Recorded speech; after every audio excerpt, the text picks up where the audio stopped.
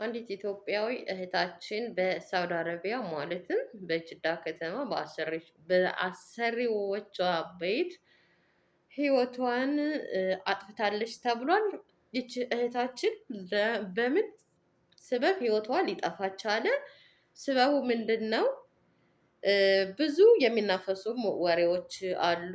አሰላሙ አለይኩም ወራህመቱላሂ ወበረካቱ። ሰላም ጤና ይስጥልኝ። ውድና እየተከበራችሁ የዚህ ቻናል ቤተሰቦች ሁላችሁንም ሰላም ሰላም ብያለሁ። በያላችሁበት የአላህ ሰላምታና እዝነት አይለያችሁ ለማለት እወዳለሁ። ውድ የዚህ ቻናል ቤተሰቦች ለቻናሌ አዲስ የሆናችሁ ላይክ፣ ሰብስክራይብ፣ ሼር ያደርጋችሁ የቻናል ቤተሰብ ትሆኑ ዘንድ በትህትና እጠይቃለሁ። ነባር ቤተሰቦቼ ቪዲዮውን ላይክ፣ ሼር ያደርጋችሁ አበረታቱኝ። እንግዲህ እኛ ኢትዮጵያን ሴቶች ወዴት እየሄድን ነው? ኒንጃ ብቻ የማውቀው ጉዳይ የለኝም። ወንዶችም እንደዚሁ ሴቶች ብቻ።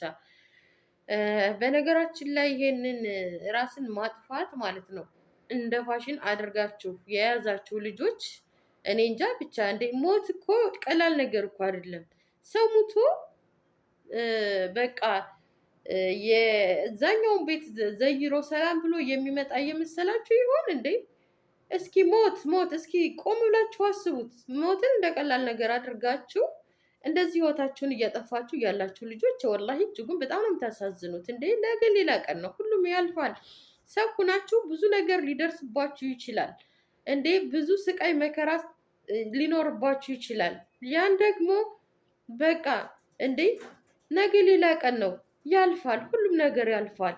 ሁልጊዜ እኮ ማለት ነው እንዴ ሁል ጊዜ ሰው አልጋ ባልጋ ሆኖ አይኖርም እኮ። ይበደላል፣ ነገ ሌላ ቀን ነው፣ ያልፍለታል። ለሚያልፍ ቀን ግን ህይወታችሁን ለምንድን ነው የምታጡት?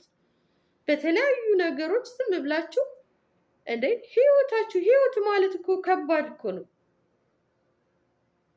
እኔ እንጃ እኔ ምን እየመሰላችሁ እንደሆነ አላውቅም። ህይወታችሁን የምታጠፉ ልጆች ማለት ነው።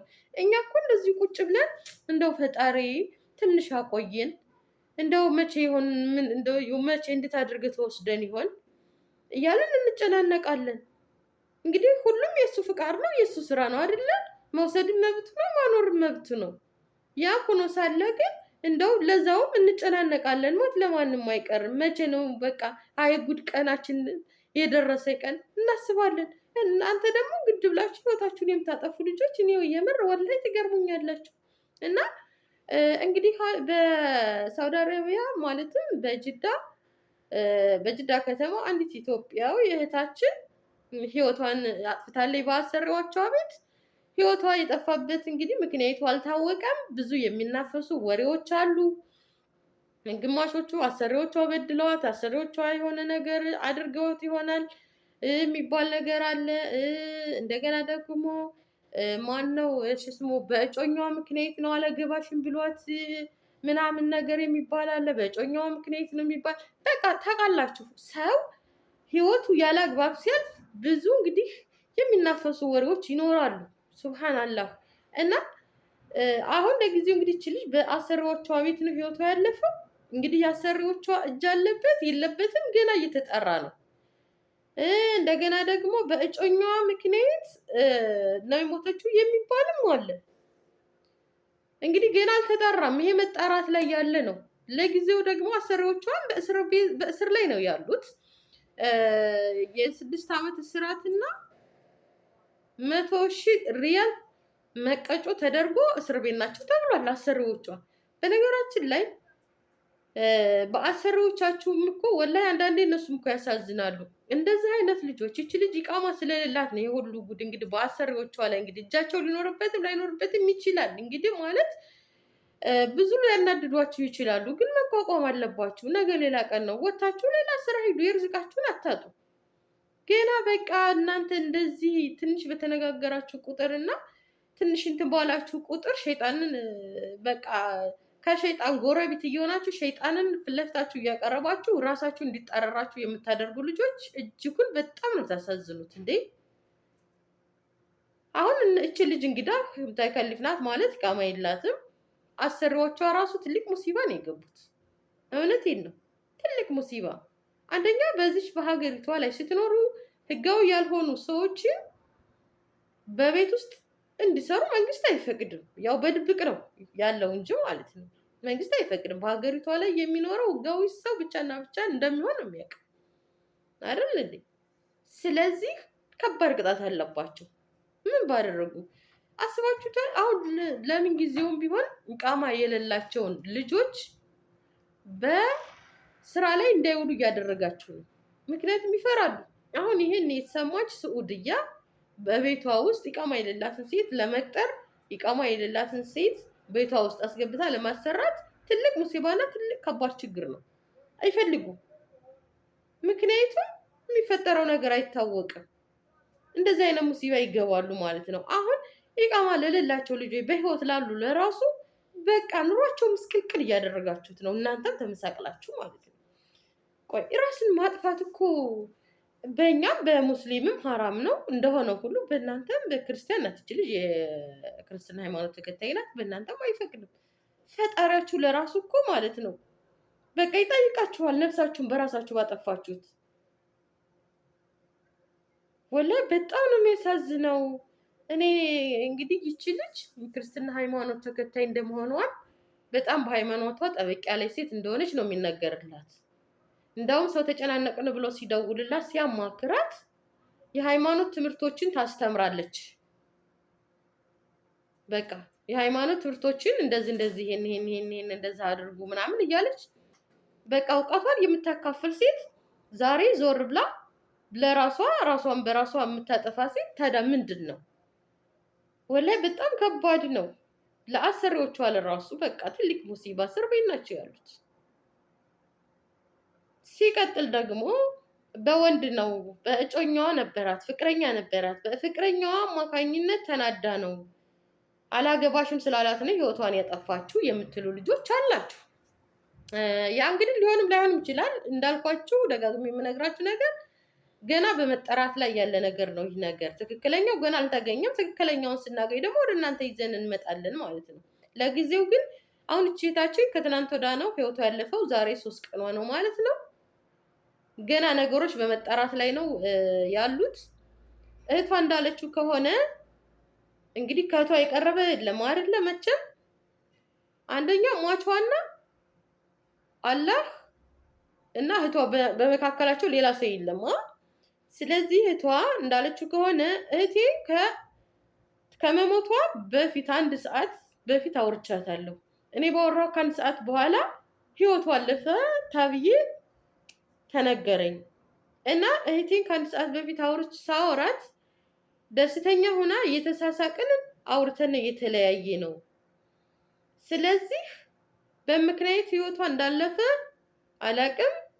አሰሪዎቿ ይጠየቁልኝ፣ የነሱ እጅ እንዳለ ያለበት ነው የምትለው እህትየዋ። ይሄ እንግዲህ የዳፈና ወሬ ነው፣ ገና ነው እንግዲህ። እዚህ ሀገር ቴክኖሎጂ የረቀቀ ነው። ሬሳ ይመረመራል። ምን እንዳደረጓት ምናምን ነገር ደግሞ ገና ይወጣል። በወሬ አይደለም ዝም ብሎ እንደ ኢትዮጵያ ህግ ዝም ብሎ እንደዚህ ባልባሌ ውስድ አድርጎ ከመንገድ አያስርሽም እናቴ።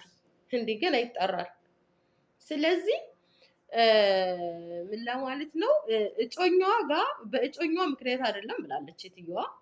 ከእጮኛዋ ጋር ከትንሽ ቀን በፊት ተነጋግረው ነበረ፣ ግን ደህና ሆነዋል፣ ታርቀዋል፣ ደህና እያወሩ ነው፣ ተስማምተዋል። ስለዚህ በሱ አይደለም እያለች ነው እህትየዋ። በሱ አይደለም እባካችሁ ለወንድ ብላ ነው ህይወቷን ያጠፋችሁ እያላችሁ የምትሉ ልጆች እባካችሁ ከድርጊታችሁ ተቆጠቡ። እህቴ በምን ምክንያት ህይወቷ እንዳለፈ አላቅም፣ አናወቅንም። ይጣራልኝ፣ የኢትዮጵያ ህዝብ ሆይ ይጣራልኝ ይሄ ነገር። የአሰሪዎቿ እጅ ሊኖርበት ይችላል። ከእጮኛዋ ጋር ግን ምንም እንክ የላትም። ተስማምተው እያወሩ ነው። እህቴን እንደዛ አትበሉ እያለች ነው። ጠቅለል አድርጌ ስነግራችሁ በወንድ አይደለም እህቴ ህይወቷን ያጠፋችው፣ በወንድ ነው ያላችሁ እንግዲህ ነገሮችን የምታራግቡ ሰዎች እረፉ ስትል እህትየዋ ኢንተርቪው ተደርጋለች። በቃ አንድ ሰው ሞተ ሲሏችሁ መቼም በቃ ዝም ብላችሁ ራስና እግር የሌለው ራስ ኑሮት እግር የሌለው ወሬ የምታወሩ ዩቲዩበሮች አላችሁ። ተው፣ ጥሩ አይደለም። በቃ እህታችን አልፋለች። እንግዲህ ምን ይባላል? ለእናት ለአባቷ ለቤተሰቦቿ መጽናናትን ተመኝተናል። ሌላ ምንም ማድረግ አይቻልም። የምር በጣም ነው የሚያሳዝነው። ለምንኛው ነው ለዚች ዱንያ ሺህ ዓመት እኮ አትኖርም። በቃ የጠፋ ነገር ካለ ጠፋ ነው። አንዳንድ በቤተሰብ የሚጠፉ ነገሮች አሉ፣ በእህት በወንድም የሚጠፉ ነገሮች አሉ። ተዋቸው፣ ባላየለፏቸው፣ ነገ ሌላ ቀን ነው።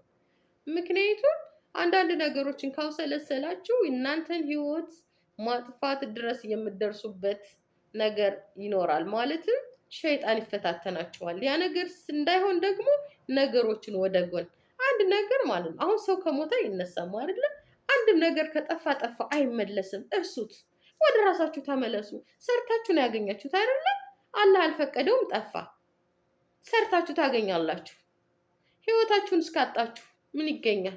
በቃ ራሳችሁን ተጎድታችሁ ቤተሰቦቻችሁን ማሳዝናችሁ እና ወላሂ እኔ ለምን እንደሆነ አላውቅም። ይሄ ራስን ማጥፋት እንደ ፋሽን ተደርጎ የተያዘ ይመስላል።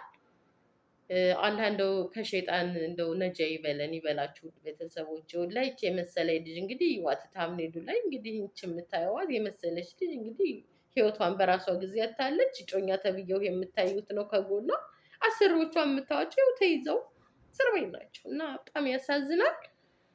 ቪዲዮውን ላይክ ሼር አድርጉት ውድ ቤተሰቦቼ። አላሁ ተዓላ ከሸይጣን ይሰብስባችሁ ይሰብስበን ለማለት እወዳለሁኝ። እንግዲህ ደግሞ ያለውን ነገር እውነታውን ደግሞ ያው እንግዲህ በህግ ተይዟል ይሄ ነገር፣ ኤምባሲዎቹም ይዘውታል። ትክክለኛው እንግዲህ ሬሳዋ ተመርምሮ ሁሉ ነገር እንግዲህ ቢሻው በጮኛዋ ጠፋች፣ ቢቻውም በአሰሪዎቿ እጅ አለበት። ያንን ደግሞ ቀጣይ ወር እናንተ ይዘን እንቀርብ ይሆናል። አሁን እንግዲህ በያላችሁበት ሰላሙን ሁሉ ልሰናበታችሁ። አሰላሙ አለይኩም ወራህመቱላሂ ወበረካቱ።